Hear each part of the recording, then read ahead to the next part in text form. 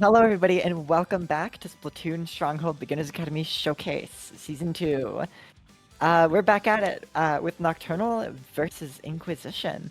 Um, we saw Nocturnal last set, but Inquisition, I haven't seen them personally yet, though I assume we saw them earlier on stream. But I am excited to see what these guys can pull out. Yeah, Inquisition, we did see them earlier. In fact, they played against Metalopods, who we saw in the previous set. That set happened back in round 2 of Swiss, with Inquisition going 3-0. We've got two teams here, both going 3-0 in the group stage, and both winning 8 games in the group stage. In fact, both teams only dropping a game Ooh. once they had only dropping the last game once they had already clinched a 3-0 record. But Nocturnal coming into this with a sweep over Metalopods in the semifinals, but Inquisition coming in after a 3-2 win, going all the way to Game 5 against the Cooler Zone. Yeah, um, definitely some exciting stuff. If neither of these teams, if both of these teams have only dropped one game, then that means that if there's any teams worthy of the top two, then it's these ones. And that also means we're gonna see which one is on top. I bet these sets will be very close. Which I am Yeah, very, very excited for. Yeah, Nocturnal has put up a strong showing all day, but so has Inquisition, and each of these teams being the last possible team who could take a set off of the other, and in fact, one of them is bound to do so. Both of these teams coming in without dropping a set yet, but they can't both make it to the end of the day like that. Yep, unfortunately, at the end of the day, only one team can go without dropping a set. Yep, and that But we team. are seeing Zone's Barnacle coming up first here. What do you think of this map, Squidoku? Yeah, I think this is one where you have to, in order to be able to win this in competitive, you have to have a very good idea of how to break a lockout. This is a map where a lockout can be very nasty if one team gets control of the zone, pushes up a little bit further to take the stack next to the zone belonging to the other team. If they're able to solidly set up on there, then the team trying to retake has little choice but to drop in very exposed ways, and so it's very difficult to retake unless you're able to put together a coordinated push. So this is one that could go 100-0 early on, but we will see if either of these teams or both of these teams are able to do such a thing. They've showed good coordination all day here, especially from what we have seen. There's a well string coming back out from Nocturnal, and now we will see what they do. Yeah, definitely some interesting stuff. Wellstring is always an interesting weapon to see. I hate fighting it, but I respect Wellstring players, begrudgingly. We see an S-Blast checking on the bottom right in a very scary position, but unfortunately they don't actually find any value there, and they get spotted out and taken, but it does look like they managed to pull off a trade. And here comes Wiper on the left, fighting that S-Blast, very mobile weapon, especially coolered up. That is very scary for a weapon like S-Blast to fight, but they are still just being very ratty on that corner while chaos happens mid. Restarter coming out, neutralizing the zone, but going down, and that is going to be 2-on-2 with the Wiper and leader left to try to defend this push. Yeah, Nocturnal here continuing to run that similar team composition, not with a Tacticooler. The Tacticooler being the special weapon that is so defining of the meta at the highest levels of play, but here in the Beginners Academy, anything can win, and even up to mid-level, high-level, you'll see teams running without a cooler and able to succeed. But there is that Ultra Stamp coming coming out, getting 2 clean picks, Ooh. plus a third from a teammate to get Inkquisition control of the zone. And this is where they're going to try to Ooh. get that lockout here, but the Wiper does go down, and Nocturnal are raring to go. They want to come back in. They don't have any specials until now with that Zuka ready, waiting for the opportunity to use it. There's that cooler coming out from the enemy edit, and so they have a target for that Zuka if they choose to use it now. But first, the shot does go down, in fact, and it's only the wave breaker until the Reef Slider comes out, clears out that stack, and with 3 going down, this could be a chance for Nocturnal to retake. Oh, edit jumping out. But that was absolutely an insane Reef Slider, and if that Dapple hadn't gotten that triple there, that would have been game, set, and match. Well, not the set, but just the game. But we are seeing Wiper jumping out. Edit going down, trading with the S-Blast, and that is going to be 3-on-3 on both sides. No cooler for the side of Inkquisition, but Nocturnal does not care. And here comes the Dapples, absolutely just catching that E-leader off guard, taking down the Wiper as well, and it is 2-on-2, but Nocturnal is still in control of the zone, but they have to survive here, and they have to find a way to regroup. With this onslaught of aggression coming from Inkquisition, and it does look like they are back in with the Zuka coming out, Wiper going down. This might be a lead switch here, but as I'm saying that, the zone has just been neutral, and it's a very intense battle for the zone here. Yeah, there's that Booyah coming out from Nocturnal, but multiple specials ready to go. The Wavebreaker and Booyah from Inkquisition. Nocturnal do manage to take the lead just in time, though. They want to even hold control of the zone again. Those Dapples getting a pick even out of that Reef Slider, but Inkquisition do manage to take control. They go 3 down, but they have given Nocturnal some penalty points, and they've bought themselves more time. Yeah, 12-11 is absolutely brutal. Both of these teams have an absolutely massive penalty. But Nocturnal is still in control of the zone, so Inkquisition has a lot of work to do. And with their S-Blast and Wiper going down, they're going to have to pull a lot off to make that happen. With their leader trading as well. But luckily, Inkquisition has managed to regroup very quickly using that cooler. And here comes the S-Blast fighting. Hammer coming out on the plot, forcing people to clump into the Reef Slider. And that is going to be the zone neutralized. And it is very close to even a KO here. They are really in a bad situation. And this is actually looking really bad. This leader has to get a lot of picks. They have to do something very quickly here, because there are only 2 points remaining, and that is not going to be enough, though. And that is going to be the first game going to Nocturnal. Yeah, Nocturnal continuing to show their strength here. I think that one splat that Furby got on to the Inkquisition's E-leader really set the tone for the rest of that game. It allowed Nocturnal to get in, to really get through even the cooler assisted comebacks that Inkquisition were putting together. They were throwing players at the zone, using all of the tools at their disposal, and Nocturnal still managed to keep it cool. They won the fights that they took, and they came out ahead with enough paint on the zone to get through that penalty and to make it a knockout. Yeah, that was a very close game. Up until the very end there, where Inkquisition managed to hold the zone for a very long time. And they managed to get that KO. We'll just have to see if they can pull up a similar performance in the other modes. Yeah, Nocturnal taking that KO to go up 1-0. But Inkquisition putting up such a good fight, and I have to assume they're going to put up a similar fight in Game 2. Tower Control, Inkblot Art Academy. This is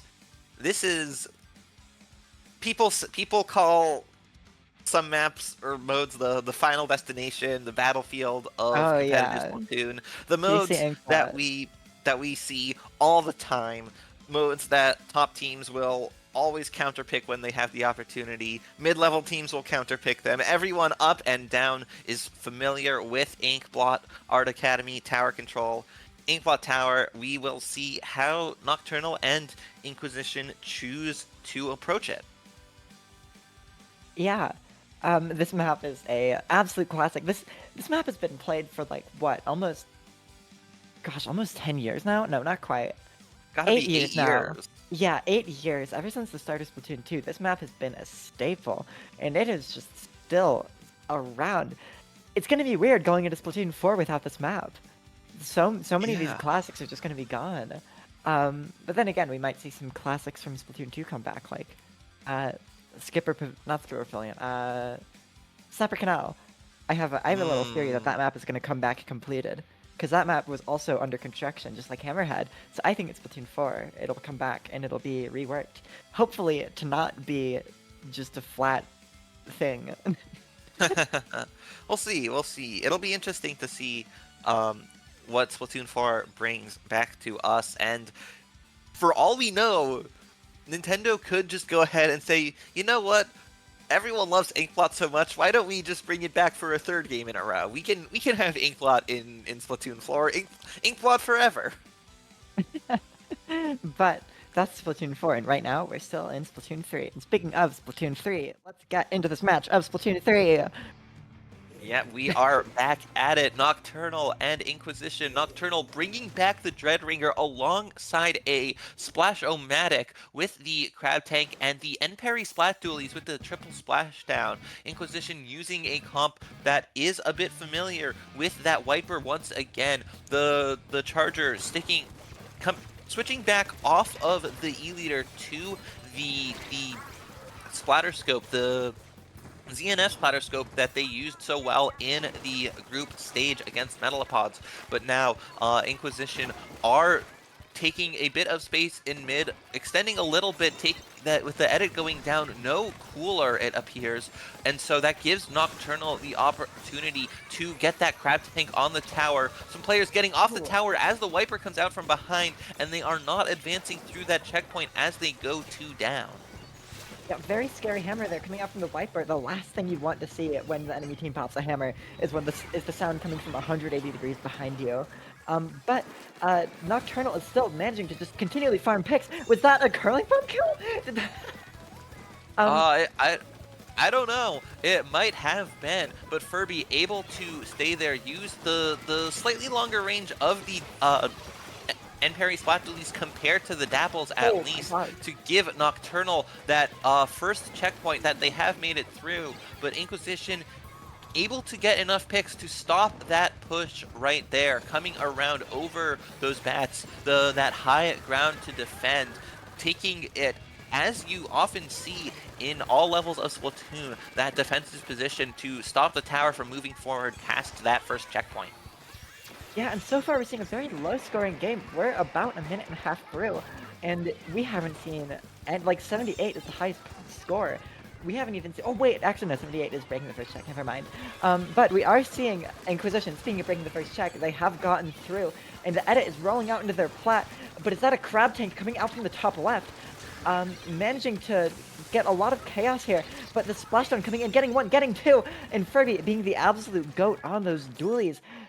Just absolutely shutting down that push, and here we're seeing Nocturnal now on the up foot, and Inkquisition trying to get back in, and Furby continuing to pop off and getting all of these kills completely. Is that a quad?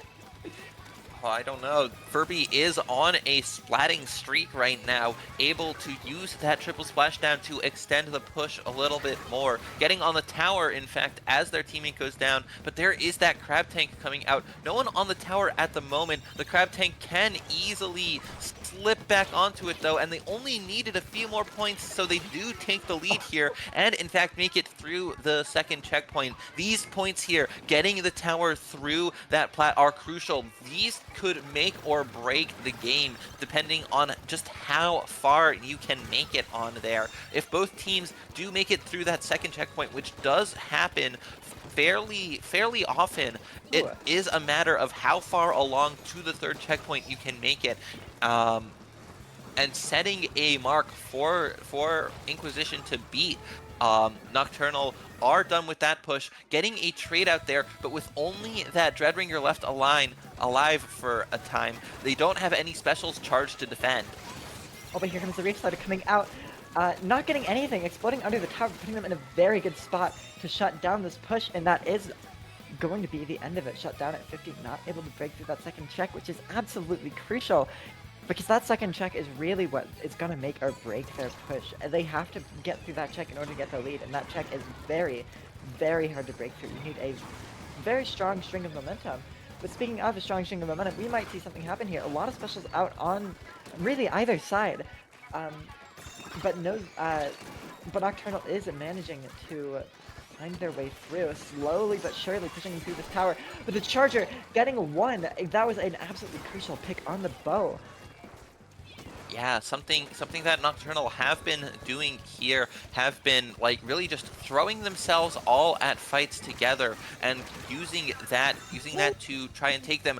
Great picks here from that Ultra Stamp, getting one with the swings and another with the throw, giving Inkquisition a potential opportunity here, especially as that Wellstring goes down, but they will have to contend with a Crab Tank right ready to go. There is Looney getting that Dread Ranger, able to give Inkquisition a chance. The Cooler is on the tower path here, and no one is riding the tower. They have 15 seconds left with nobody on the tower for so long. Nocturnal do have another chance to defend and hold on to this lead. They go 2 down though, but the Crab Tank still in that high ground. The Wiper might be coming around from behind, able to neutralize and take out the Crab. So Inkquisition are still going. There is a Hey! It's not Oh quite my enough. gosh! The Wiper on the hammer absolutely clutching that up, but then somebody on Nocturnal as well managing to slip through and breaking through the tower, which is really what matters in the moment. That was a very exciting end to that game there. Yeah. Both teams really clutched that up. They Metalopods, or no, Inkquisition clutched that up, but then Nocturnal counter clutched it up. And so we managed to see that they managed to hold that lead. But that was incredible. That was a menacing final moments from that Splatana Wiper on the side of Inkquisition. But unfortunately for Inkquisition, they still had so much further to go, and with Inkbot, there are multiple routes around. In fact, you can take a long flank, completely ignoring your plat and your bats, dropping down the left side, going all the way through mid, and coming back up from behind. And I don't know if that's what Nocturnal did, or if they just dropped off from the left corner of their plat to get away from that Ultra Stamp that was raining terror in those bats. But in the end, Inkquisition may not have just been watching their back, and so Nocturnal were able to hold onto the lead and bring themselves one game away from becoming the champions of this showcase. Absolutely, but one game is still something that they need to get. And so it isn't over yet. Inkquisition may have their back against the wall, but all of these games have been so close. And so I still think it's anyone's game here. I wouldn't be surprised if Inkquisition takes us back with a reverse sweep. I also wouldn't be surprised if Nocturnal continues the streak and gets 3-0. This is still anyone's game, absolutely. Yeah, I think that Inkquisition are figuring out what they're doing. They're locking in. They're getting a handle on what Nocturnal are bringing. And since this is a best of 5, they have 2 games that they were able to lose. They could take 2 losses and still come out ahead with the overall win, but they will have to start their comeback here in Rainmaker on Museum d'Alfonsina. Yeah, and this is going to be very interesting to watch. The Dapples are back here, and they are dropping right off the bat, but opting to back up in the mid instead of playing for picks, probably a smart play. But still managing to draw enough people to the side that they might be able to collapse on this with the rest of their team. But the Cooler has come out, so it's too late if they need to get that absolutely huge momentum swing that comes from a big play like that. But the Crab is coming out, Wiper going down, and that is the Rainmaker grabbed, but still remaining on top mid. They weren't able to make that jump over. And that is going to be the advantage going to Inquisition now.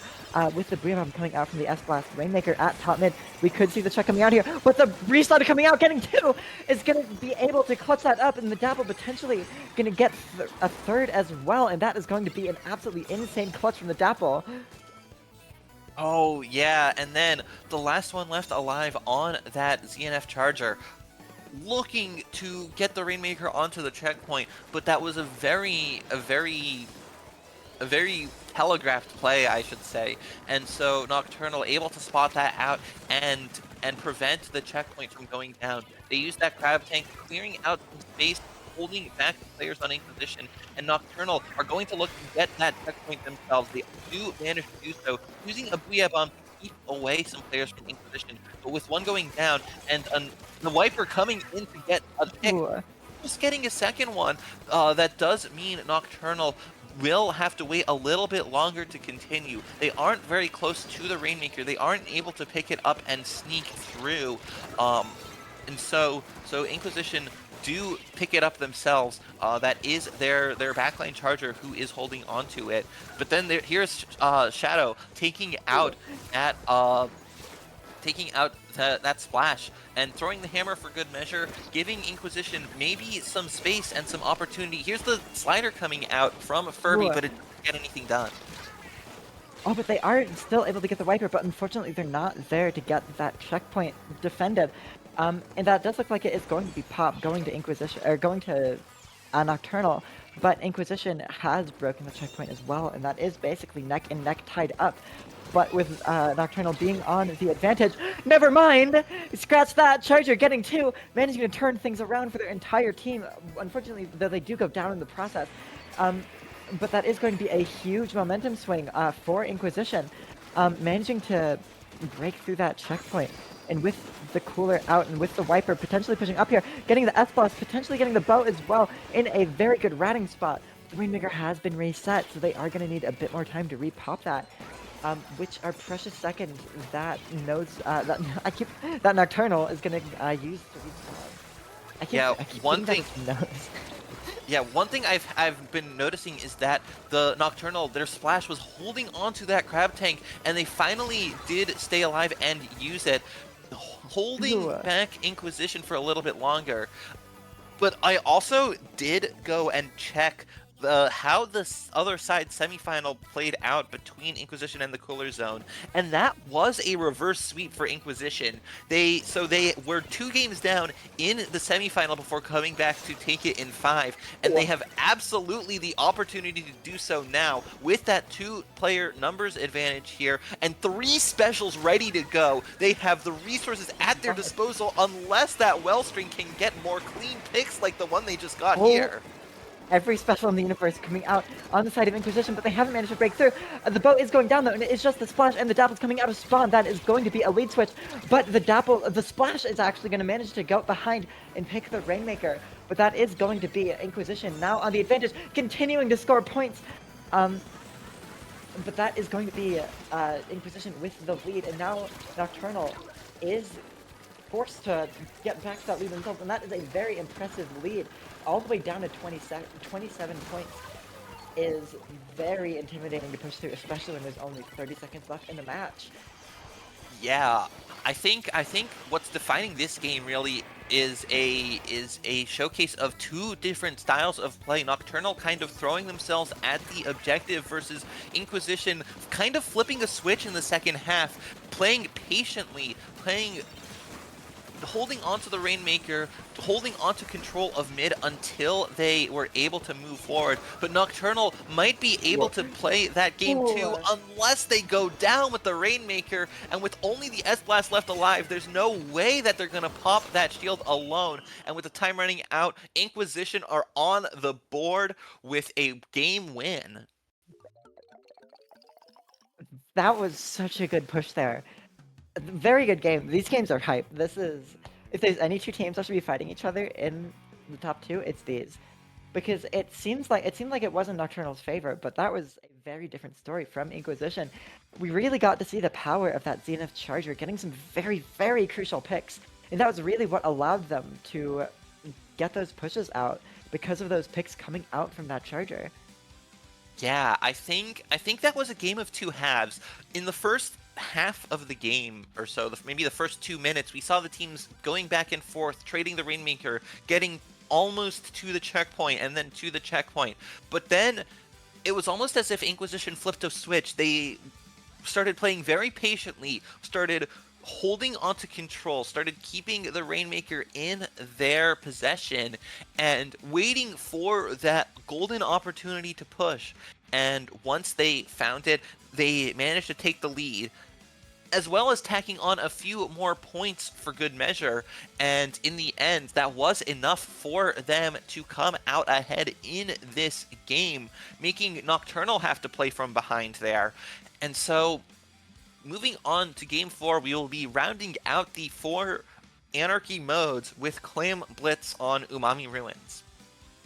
This map is going to be very interesting because on one hand, this map feels like it's very as a like a hyper aggressive team, you can get a lot of work done here, but it's really hard. This map is so split that you really need to manage your resources, making sure that you have enough people on either side of the map in order to defend that. Not to mention top mid. There's so many places to control, and it's so easy to just get completely disorganized here.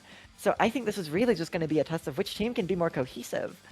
And these teams seem fairly matched in that regard.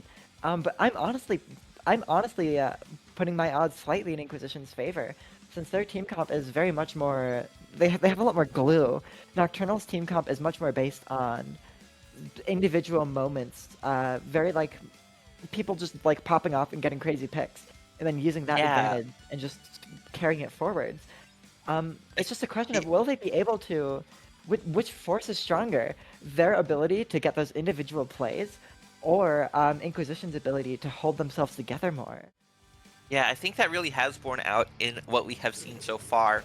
Umami Clams is curious. It can Ooh. be very hard to break through and get to the checkpoint, but if you're able to get a little bit further and win a fight on the enemy's basket, I should say, not checkpoint, you can set up on their dome with something like, say, a crab tank, and really, really secure it. But no splash coming out from Nocturnal. They are onto the custom blaster. It looks like they're going with a double splashdown comp, double triple splashdown here, but with 2 going down, 3 going down, that is an early lead, early control, that I should say, for Inquisition, able to get that clam in. There's 1 diving through from Nocturnal, but they're not able to get anything done, and now more clams going in for Inquisition. They could take the kind of control here that I was talking about, but there's that hammer coming in, looking for more, as Inquisition are already past that 50-point remaining mark. Wait, hang on, back up. Double, triple. There's not a single splashdown in this lobby.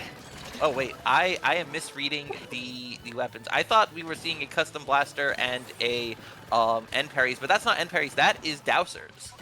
Okay, Yeah. my bad. I think I find the Dowser picks so interesting because their ability to go in with those dualies and just completely frag out was so crucial to making their comp work. And without that pure without that pure frontline aggression, I'm not sure what their game plan is. I'm not sure how they get back into mid. But we'll just have to see if they can cook with this. It isn't looking super good for them right now. But we'll have to see if they can prove me wrong and find a way to make it work.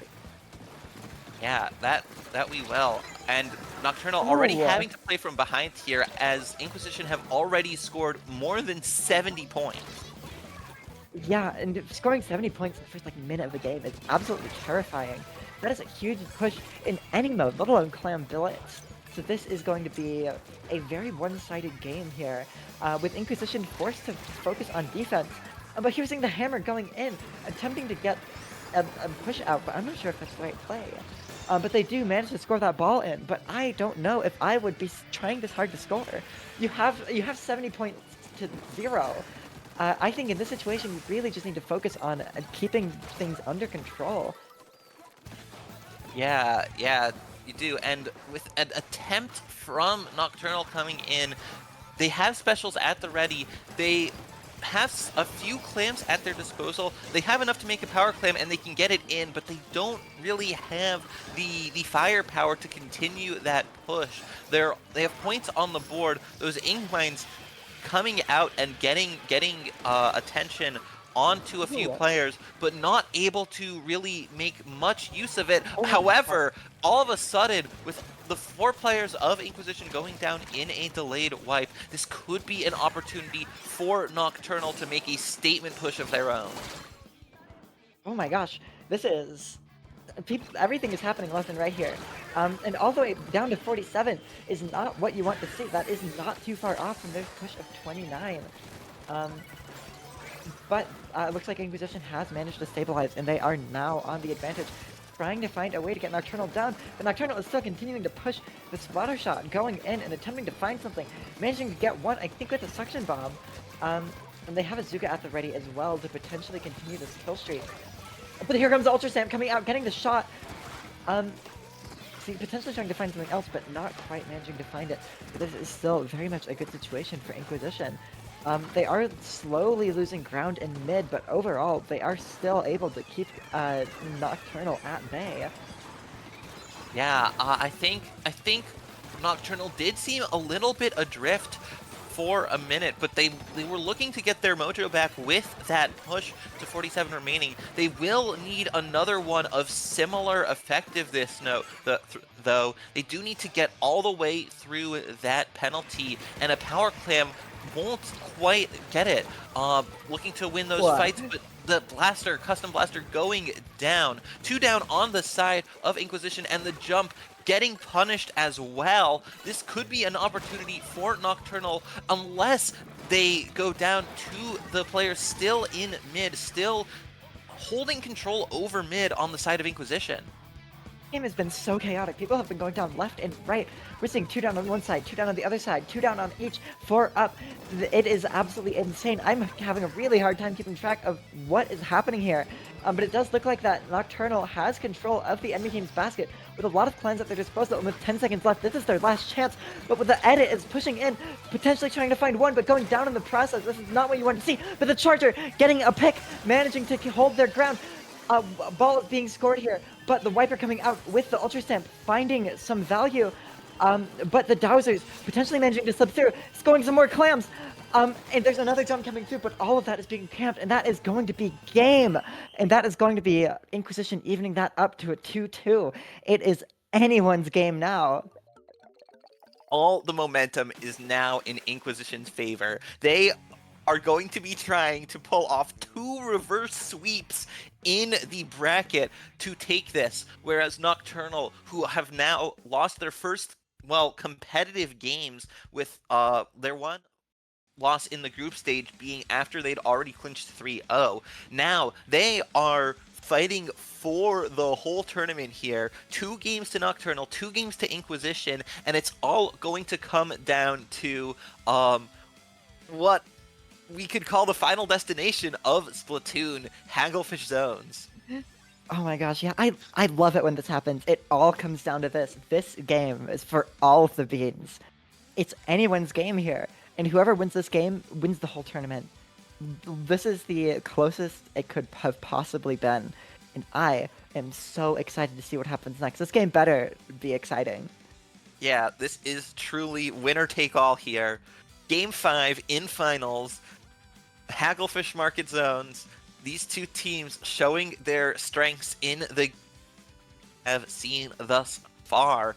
And will it be Nocturnal's individual skill and execution being able to make those plays and win those fights, or will it be Inquisition working together as a team, holding control as a unit, and being able to make the most of the advantages that they gain together? Absolutely. This is really like a battle of the 2 styles here. And I'm honestly not sure who I'm rooting for. Originally, I was, you always root for the underdog, but now it's 2-2. This is the last game. The real thing I'm rooting for is for this game to be very close and very exciting and very hype, because I want to shout cast. Yeah, I'm rooting for this to go to overtime. It could happen. Hagglefish Market is a map where you can see the zone be contested for a long amount of time. It is a medium to large sized zone, I would say. It's about average, maybe a little larger, and so you can see teams neutralize it, but take a while to fully capture it, or contest the zone from a well protected angle slightly further back. I'm sure we're going to see Inquisition's backline charger set up on their glass there, whereas Nocturnal coming around looking for flanks likely. They'll probably have the Wellstring up there too, but I think the Yeah, I'm Dreadringer will actually want to go for those flanks. I'm betting the Charger's gonna set up behind the ledge in mid to try to get for an early pick, but that's just my guess. With how the Charger's been playing, they're finding all of these ridiculous angles. And yep, they are dropping, finding a way into exactly the position I was thinking. We'll have to see if they can find value out of it, or if they're gonna go down in the process, because while this position is very powerful, it is also very risky. Very much a glass cannon play. But it does look like Nocturnal does have the early lead here. And here comes the Wiper coming out with the Ultra Stamp, getting taken out by the shot though, which is very unfortunate, and we're seeing a very strong early play from Nocturnal. We'll just have to see how long this can last, because they also have 3 specials at the ready. Crab Tank, Zuka, and a Slider. Here comes the Zuka, but the strikes are coming out on the zone, but a bit early, and the Charger goes down in the process. The edit has a cooler coming out, but we are already seeing it is down to 50. But here comes the Ultra Stamp. Bria Bomb coming out as well, but the Reslider coming out, 2 going down on the side of Inquisition. That is going to be a very, very bad thing. And with it all the way already down to 30, this is very much a statement of an early play, but that is going to be the zone flipped. Thank goodness, because I did not want a 1-minute grand final bracket, game 5 grand final. But Wiper jumps back in, one behind them, and the shot manages to get one. In the form of the Wiper. And that's not the shot, that's the dually. Getting another, getting taken down by the Charger. Zuka coming out, getting 2, and that is going to be yet another very good play from Nocturnal.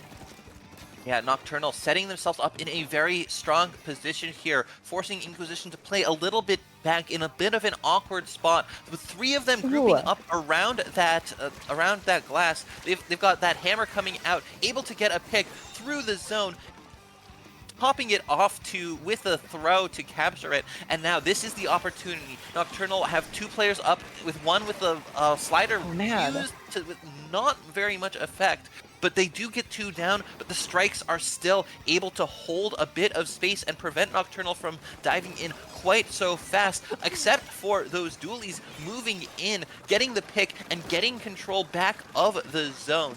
Inquisition still able to respond to every play of Nocturnal with a recovery of their own, and able to take the splat zone. But there's that flank coming in with the slider right up the middle. Those specials coming out to give Nocturnal the zone once again. People going down left and right here. It's just the Wiper versus 2.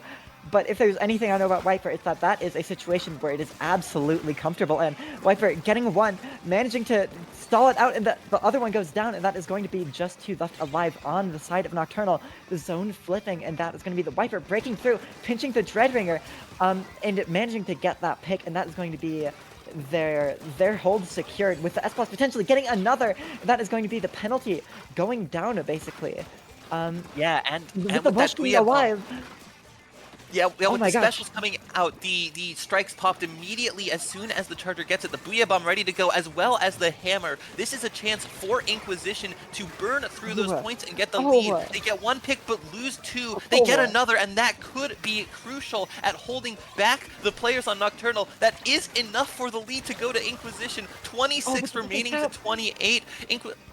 Nocturnal looking to use that Crab, use that Wave Breaker, but Inquisition still have the zone, and they're scoring yet a few more points. Oh my gosh. Okay, 28 to 23, and that is going to be a huge, huge momentum swing in the form of on the side of Nocturnal, and they are already flooding out into Inquisition's plat, but they came back fast with Cooler. Wiper dropping on the right, trying to draw people away so the rest of their team can push in, jumping out, and they have managed to take control of plat just that way. Yeah, they need to stay alive. They need to get and use their specials. There's the cooler and the strikes coming out. There's not a lot of points left on the zone. They're able to Oh neutralize my it gosh. and take it and prevent a knockout from coming out just yet. One going down on each side, Oh my another gosh. down on Nocturnal. This could be another chance for Inquisition if they're able to stay alive and keep the paint. But there's less than a minute left here. Nocturnal have the zone once again, but it's not lasting for very long. The crab shredded immediately, and Oh, Inquisition are looking for everything that they have to try and come back, but with no. 3 going down, this could be it for Nocturnal. 30 seconds remain. It is one last possible chance for Inquisition. They need to get in, and they need to get in now. With the Viper going down, it's not looking great. But the bow goes down. Charger at the ready. They have the strike. They have the specials out. 7 points remaining on the clock. Booyah Bomb comes out. Strikes comes out. That's going to neutralize the zone. They have to cap it now. And they have to get some momentum off of this. The 8 goes down. But the 2 goes down on the side of Nocturnal, and that is going to be a hold set up for Inquisition. They have to secure this. Crab Tank coming out, but being shredded by the Viper and the Charger from both sides. And that is going to be the zone neutralized. They have to hold this. That is going to be an early cap. And that, oh, but the slider comes out. They need to make sure the slider doesn't cap. They don't throw the suction bomb, so it's not going to insta-cap, but no! The slider insta-caps, and that is going to be a game! Oh my goodness! That was everything we wanted to see. That was an overtime Game 5 Grand Finals. The reverse sweep didn't quite come through for Inquisition with that last slider coming out, the fist bump at the end between the two dabs, the two dabbing players, the two dabbing Inkfish. And that is quite the celebration for Nocturnal, as they are your Stronghold Beginner Academy Showcase Season 2 champions. Yep, Nocturnal has been named the valedictorians of Splatoon Stronghold Beginners Academy Season 2. Let's go. Absolutely deserved, though either of those teams really would have deserved it. Oh my gosh, I need to breathe.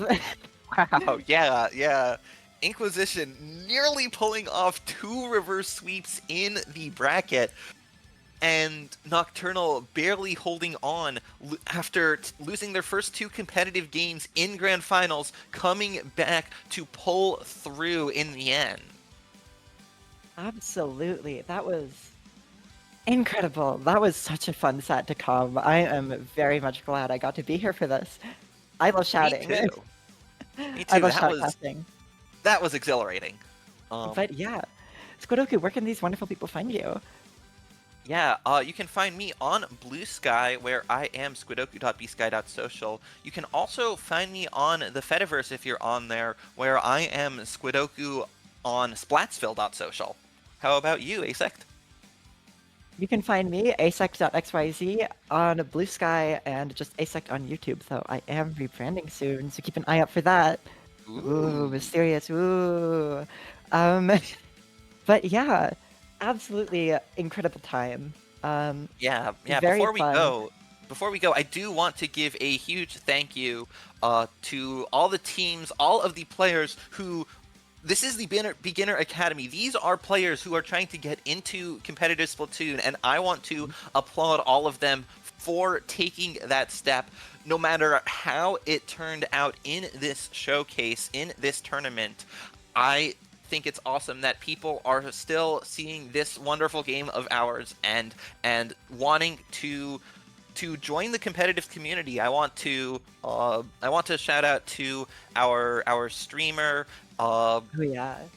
the commentators we had on earlier, everyone involved in the Splatoon Stronghold for making this happen, as well as all of you in the audience. Thank you for showing up. Thank you for showing your support for all of these teams that we showed on stream, and thank you for making this possible.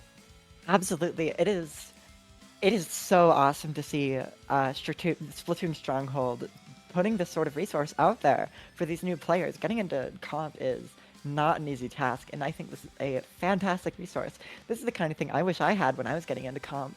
But yeah, thank you guys so much for watching. And I do believe we still have some stuff to show you, but that is going to be our time to dip out. So thank you guys so much for watching. Stick around for what we have to show at the very end. But yeah, see you guys!